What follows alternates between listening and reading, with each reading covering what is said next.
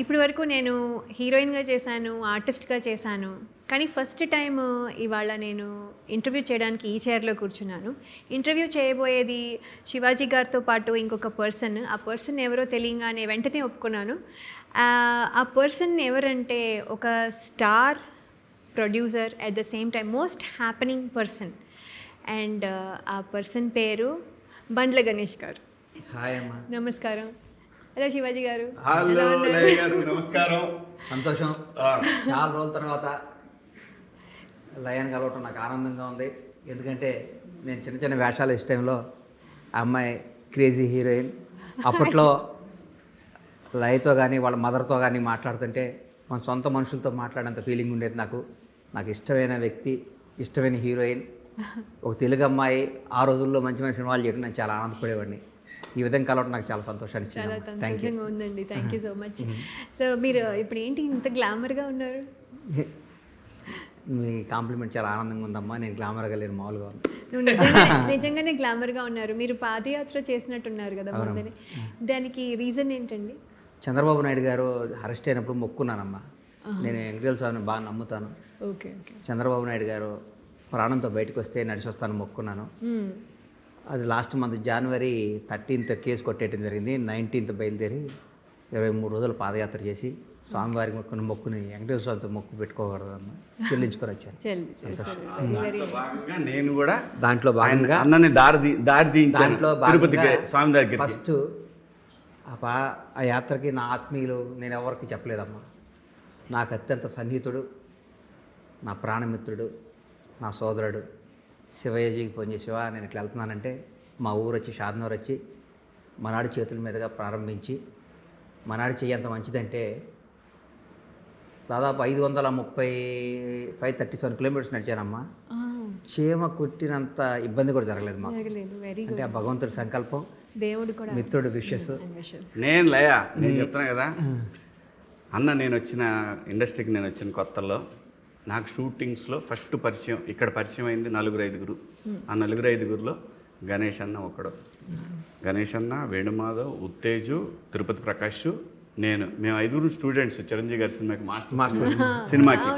అక్కడ పరిచయం అయిన అన్న నాకు ఫస్ట్ నాకు కాంటాక్ట్ లేదు అంటే నాకు ఎవరైనా కాంటాక్ట్ చేయాలంటే ఏం చేయాలి? అప్పుడు మాకు పేజర్లు ఉండేవి. పేజర్ ఉండేది. సో అన్న ఒకరోజు పేజర్ తీసి, అరే శివ ఇది నీ దగ్గర ఉంచుకోరా అని ఇచ్చాడు. సో అది ఎంత పెద్ద విషయం ఆ రోజున. ఏం కాదు, శివాజీ అంటే నాకు పర్సనల్గా చాలా ఇష్టం. ఎందుకంటే శివాజీది మాది అంతా ఒక మామూలు అగ్రికల్చర్ బ్యాక్గ్రౌండ్ మాది.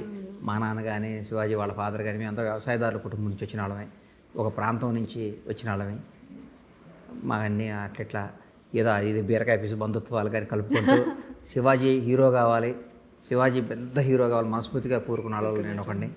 అప్పుడు రాఘవేంద్రరావు గారి సినిమా, అప్పుడు మేము వేషాలు ఇష్ట టైంలో లైవ్ కూడా వచ్చిందా, అప్పుడు అదే సినిమా చేస్తుంటే లాస్ట్ వరకు శివాజీ కోసం నాకు యాంగ్జైటీగా ఉండేది. మనాడు రావాలి అని.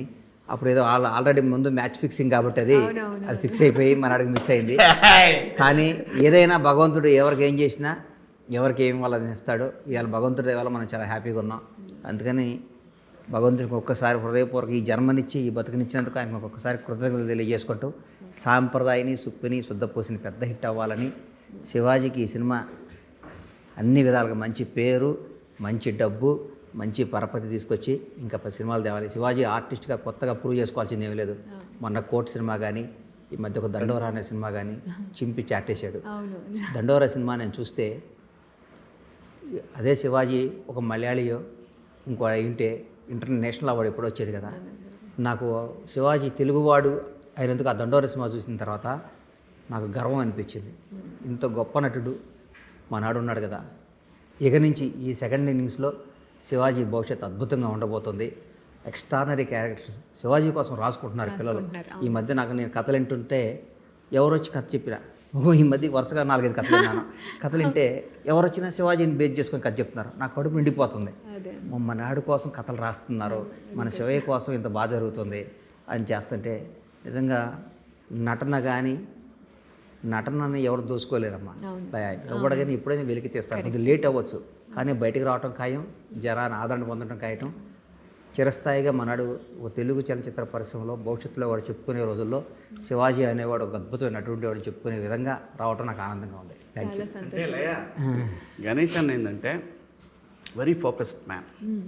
తను ఏదన్నా అనుకుంటే ఖచ్చితంగా గోల్కి రీచ్ అయ్యే వరకు నిద్రపోడు. వాళ్ళు ఒక చిన్న ఫారమ్స్ పెట్టుకున్నారు. వాళ్ళ నాన్నగారు వాళ్ళు బళ్ళారి నుంచి వచ్చి, అక్కడ కర్ణాటక నుంచి వచ్చి, క్యాంపుల నుంచి వచ్చి హైదరాబాద్లో షాద్నగర్ దగ్గర కోళ్ళ ఫామ్ పెట్టారు. లయ నువ్వు నమ్ముతావు లేదు, వాళ్ళ నాన్న బతుకు తెరువు కోసం వచ్చాడు, తనకేమో ఆర్టిస్ట్ అవ్వాలంది. అక్కడి నుంచి ఇక్కడికి వచ్చేవాడు, హైదరాబాద్ వచ్చి ఏదో చిన్న చిన్న వేషాలు చేసుకుని వెళ్ళేవాడు. లయ ఈ రోజున పౌల్ట్రీ ఇండస్ట్రీలో బండ్ల గణేష్ అంటే ఒక బ్రాండ్. ఐ స్వేర్, నిజంగా చెప్తున్నాను నేను. ఏంటి అలాగే రియల్ ఎస్టేట్లో తను ఈజ్ ఎ కింగ్. ఇన్ని ఉన్నాయి తనకి. ఈ చంద్రబాబు నాయుడు గారి గురించి, ఈ సొసైటీ గురించి, లేదంటే తనకు కావాల్సిన వాళ్ళ కోసం ఎంత దూరం పోయే నేచరు. ఎగ్జాంపుల్ చెప్తాను, మన సినిమా గురించే చెప్తాను నీకు. నేను ఈ సినిమాకి మనకి ఒక సాంగ్ ఉంది. నేను అనుకున్నాను ఈ సాంగ్ ఎలాగైనా ఈ సినిమాలో పెట్టాలి, ఈ సాంగ్ చాలా చాలా దూరం తీసుకెళ్ళిద్ది అన్నప్పుడు అలా ఈ సాంగ్కి నేను అనుకున్నది ఏంటంటే, ఈ సాంగ్ చేస్తే కొంచెం Hindi song, actual Urdu song అనుకున్నాను నేను. అప్పుడు జానీ లీవర్ అని చెప్పి నేను మాట్లాడుతుంటే మా అబ్బాయి అన్నాడు, కాదు మా చిన్నోడు రిక్కీ, బండ్ల గణేష్ అంకుల్ని అడుగు నాన్న. గణేష్ అన్న ఈ సాంగ్ కానన్న. లేదు నాన్న నీకు తెలీదు, ఆయన ట్రెండింగ్లో ఉన్నాడు నాన్న, ఆయన చేస్తే చాలా బాగుంటుంది, మనకి హెల్ప్ అయిద్ది అని అన్నాడు. సరేరా అన్నకి ఇష్టం ఉంటే అడుగుతాను నన్ను. అయ్యి నువ్వు నమ్మవు అన్న, ఒక చిన్న సాంగ్ ఉంది వినిపిస్తాను, ఊరికే వినన్నా నువ్వు, నేను ఎందుకు ఈ సినిమాకి ఈ సాంగ్లో నువ్వు ఉంటే బాగుంటుందని. ఊరుకోరా, మనం ఎందుకు ఇప్పుడు సాంగ్ చేయటం వద్దు, బాగోదురా. లేదు ఊరికినే నువ్వు చేయకపోయినా పర్లేదన్నా, సాంగ్ ఒకసారి వింటావా అన్న. సరే ఇంటికి రా అన్నాడు. ఇంటికి వెళ్ళాను లయ, పాట వింటున్నాడు. ఇదిగో ఇంతే తలకాయ ఇంతే నవ్వుకుంటున్నాడు. నవ్వుకొని నేను చేస్తాను పో, తలకాయ కూడా పైకి ఎత్తట్లా, నేను చేస్తున్నాను ఇంతే అంటాడు. ఎవరితో తనకి నచ్చితే తను ఎప్పుడు సర్లే సరే చేస్తా పో, చేస్తాను అంతే లయ. ఆ తర్వాత సహజంగా ఏంటంటే, నేను డబ్బులు లేకుండా ఎవరితోనూ పని చేయించుకుని నేను అన్నకి నేను డబ్బులు ఇచ్చే స్థాయి కూడా కాదు. ధర్మంగా చెప్తాం, ధర్మంగా మాట్లాడుకుందాం. ఆయన ప్రొడ్యూసర్గా తెలుగు సినిమా ఇండస్ట్రీలో one of the star producer. ఆపేశాడు, తను స్టార్ ప్రొడ్యూసర్గా ఉన్నప్పుడే ఆపాడు తప్ప సినిమాలు పోయి ఆపలేదు. ఆయనకి డబ్బులు నేను ఎలా అడగలే. అయినా సరే అన్న ఏదోటి చేస్తా అన్నాను.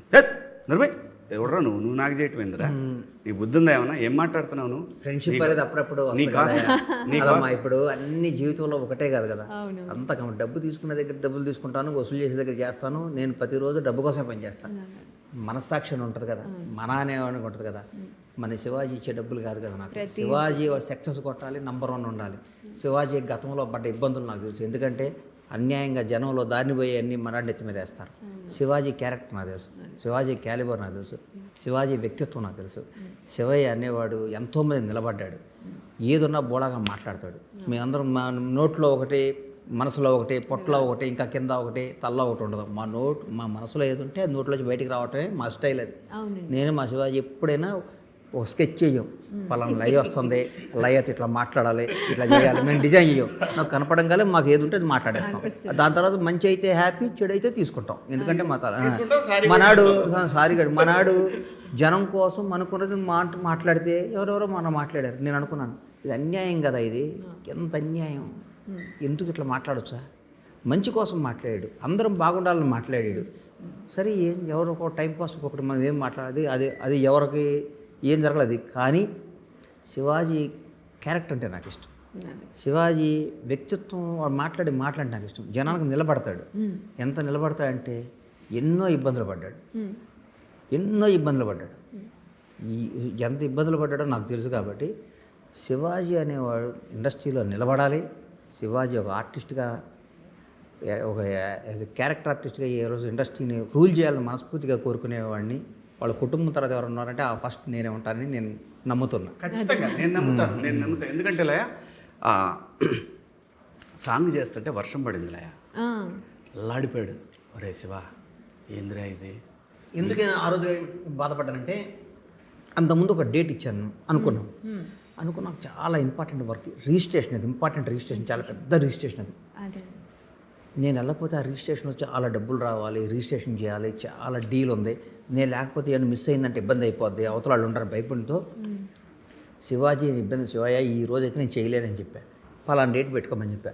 నేను పెట్టుకోమన్న రోజే వర్షం వచ్చింది. పాపం ఆ రోజు చేసి ఉంటే మనకి ఇబ్బంది అయ్యేది కాదు కదా.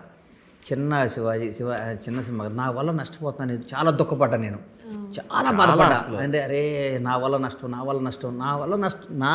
నాకు తెలిసి ఎవడో నష్టపడ్డాను, నాకు ఇష్టం లేదమ్మా, ఏ ఇష్టమే లేదు. చాలా బాగుంది. నువ్వు నమ్మవు, నిజంగా చెప్తున్నా. నేను ఆడియన్స్కి కూడా నేను ఎగ్జాగరేషన్ కాదు, ఐ స్వేర్. నేనేమన్నా ఇప్పుడు ఈ డ్యాన్స్ మాస్టర్ మూమెంట్లు చెబుతాడు, ఇది అమ్మ తనని ఇబ్బంది పెడతామేమో, ఇబ్బంది అవుతుందేమో. అంటే మనం ఏంటంటే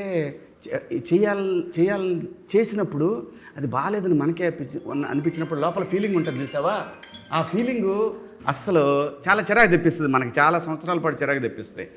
అయితే లయ అమ్మ తోడు, ప్రతి షాటు సింగిల్ టేకు, అవసరమయ్యి అటు ఇటు పెట్టుకున్నాడు. కానీ నేను షాకు, ఎలా చేశాడు ఈ మనిషి. అన్నీ మనకి ఇవి ఉన్నాయి, ఏది మేకింగ్ వీడియోస్ ఉన్నాయి, నువ్వు చూసావు మేకింగ్ వీడియోస్ ఉన్నాయి.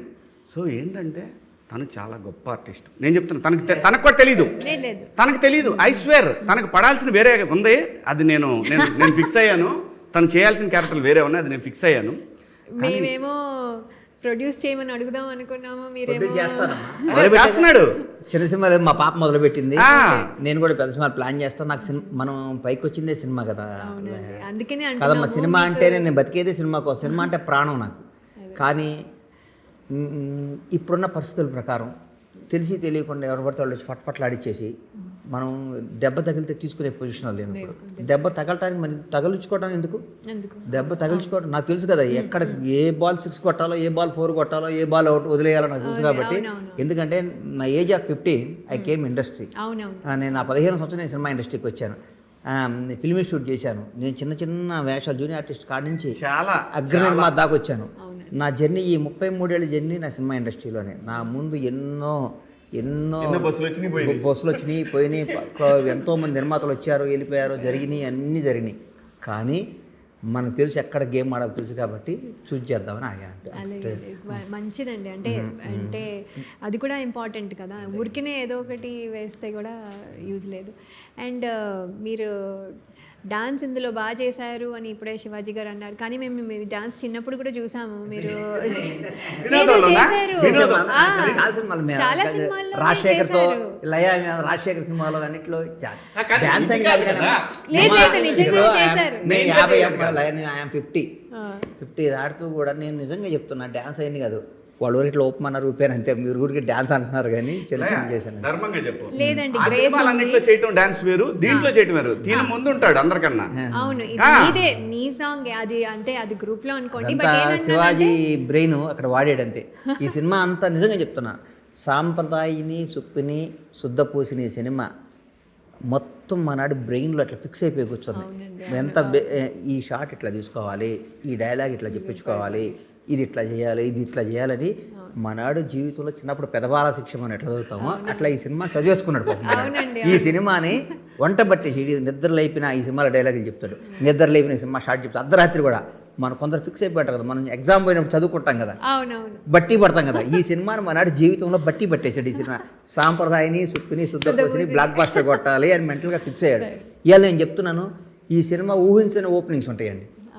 ఈ సినిమాకి అనుకోకుండా ఎందుకు ఇవాళ మార్నింగ్ నేను ఏదో హడావుడికి వెళ్తుంటే మా ఆవిడ అంటుంది సినిమా ఎప్పుడు రిలీజ్ కాదు అడుగుతుంది. నేను ఎప్పుడు మా ఆవిడ ఈ సినిమా రిలీజ్ అని అడగడం ఎప్పుడు లేదు, అదంటే 6th ఉంది అని చెప్తే ఆ సినిమాకి వెళ్ళాలి బావా అంటుంది. ఎందుకంటే ఇంట్లో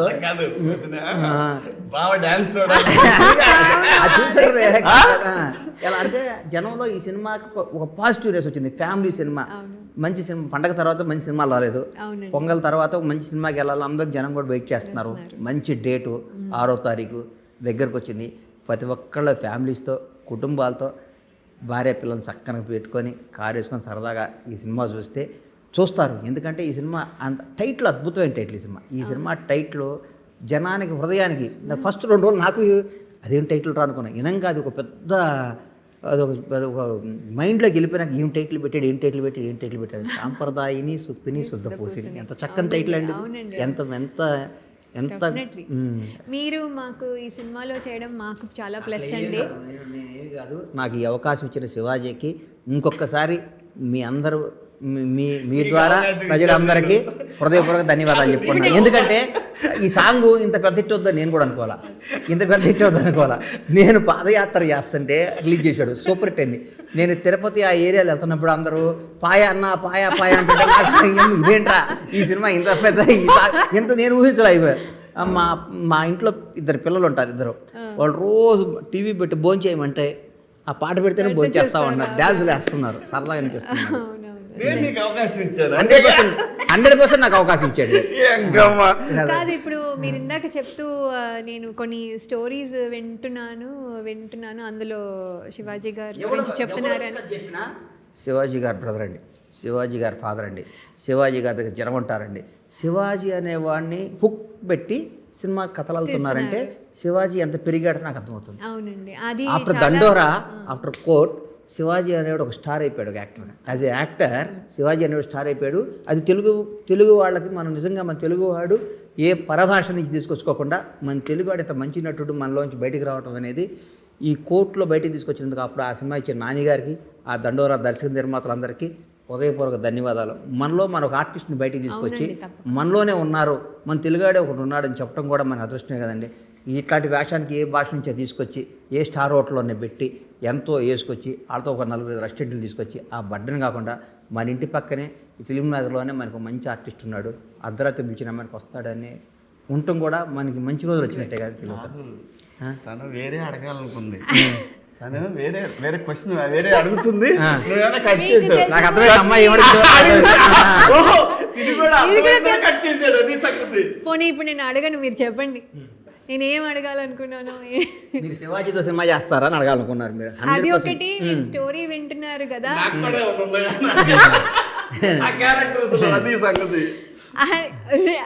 ఇంకొక 1 more క్వశ్చన్ అడుగుతాను తర్వాత. చెప్పమ్మా.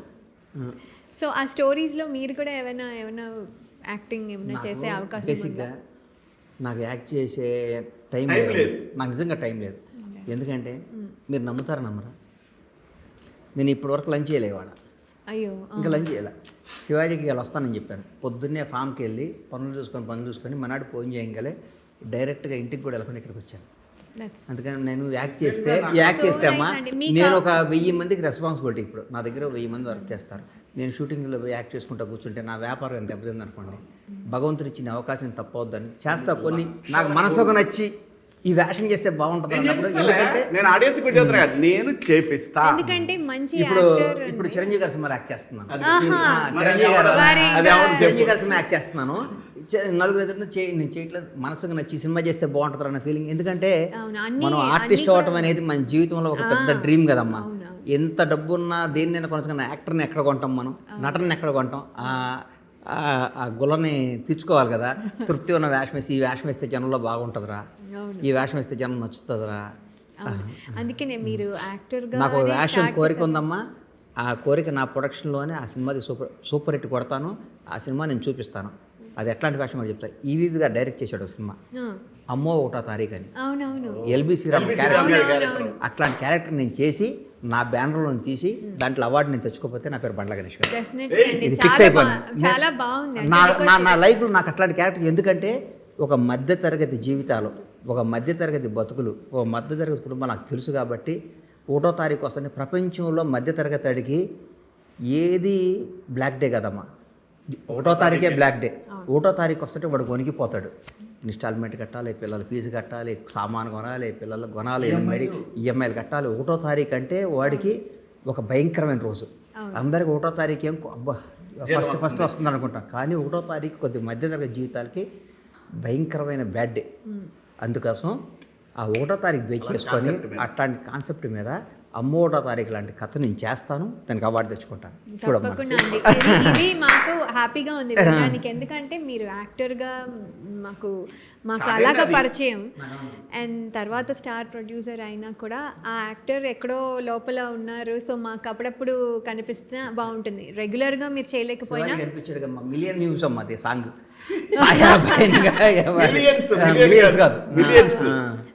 ఎవ్రీ ప్లాట్ఫామ్ లో. మొన్న ఇక్కడ మా పిల్లలు ఏదో పబ్కి వెళ్ళారంట, మా బాబులు 2 లాస్ట్ సాటర్డే గాను అంతకుముందు సాటర్డే వెళ్ళారట. వెళ్తే పబ్బులో ఈ సాంగ్ వేస్తున్నారంట. మా కొడుకు పొద్దున్నే నాన్న రాత్రి పబ్బులో మొత్తం ఈ సాంగ్ అంటున్నారు. వాళ్ళంతా బాగుంది. మీరు కూడా చాలా యాక్టివ్గా అంటే మీదే కదా మొత్తం సాంగ్, మీరే మొత్తం నిజంగా కనిపిస్తున్నారు. శివాజీకి వాళ్ళ అబ్బాయికి థ్యాంక్స్ చెప్పాలి. వాడికి నేను ఐడియా రావడం గ్రేట్ కదా. అవునండి, బుడ్డాడికి నాకు కానీ మీరు ఒప్పుకోవడం నువ్వు ఆ జనరేషన్ కింగ్, జంజీ కింగ్. అవును, కానీ మీరు ఒప్పుకోవడం కూడా మాకు కూడా నాకు great ఒప్పుకో, నేను శివాజీ కోసం ఏమైనా చేస్తాను. నా స్నేహితుడి కోసం శివాజీ అన్న నువ్వు నాకు ఇది చేస్తే నాకు ఇది ఉపయోగం అంటే అర్ధరాత్రి వచ్చి ఒక ఫోన్ కాల్ వేలు అర్ధరాత్రి చేసి అన్న నాకు ఇది కావాలంటే అది అయిపోద్ది అంతే. వాడు దేనికోసం అడిగాడని కూడా ఆలోచించను, ఎంత అడిగాడని కూడా ఆలోచించను. ఏదైనా అవుట్ ఆఫ్ ది వే వెళ్ళి శివాజీ కోసం నేను చేస్తానండి. నాకు శివాజీ అంటే నాకు అంత ఇష్టం, శివాజీ అంటే నాకు అంత ప్రాణం. శివాజీ బోండాలను కోరుకునే అసలు ఫస్ట్లో నేను ఉంటా. శివాజీ కోసం ఏమైనా చేస్తా, అర్ధరాత్రి నిలబడి నాకు ఇష్టం. నేను అన్నని నేను తను ఉండే ఎన్విరాన్మెంట్ హ్యాపీగా ఉంటేనే నేను అన్నని పిలుస్తాను. లేకపోతే ఎందుకంటున్నానంటే మనకు ఒక మనిషి గౌరవం ఇస్తున్నానంటే దాన్ని కాపాడుకోవడానికి ప్రయత్నం చేయాలి, లేకపోతే దాన్ని ఎక్స్ప్లాయిట్ చేయడానికి నెవర్ అన్న ఇది చాలా థ్యాంక్స్ అన్న, ఇంతటితో అయిపోయింది ఇది. ఇంకొకటి మాత్రం రిలీజ్ డేట్ ఒక్కటి చెప్పేద్దామన్న. సాంప్రదాయని సుప్పుని శుద్ధపూసని మార్చ్ 5th నాడు ప్రీమియర్స్ అందరూ వచ్చి చూడండి. 6వ తారీఖు నాడు సూపర్ హిట్ రివ్యూస్తో సినిమా స్టార్ట్ అవుతుంది. ఇది సినిమా సూపర్ హిట్ అవుద్ది. తెలుగు ఇండస్ట్రీకి శివాజీ నుంచి వస్తున్న ఇంకో బ్లాక్ బస్టర్ సినిమా.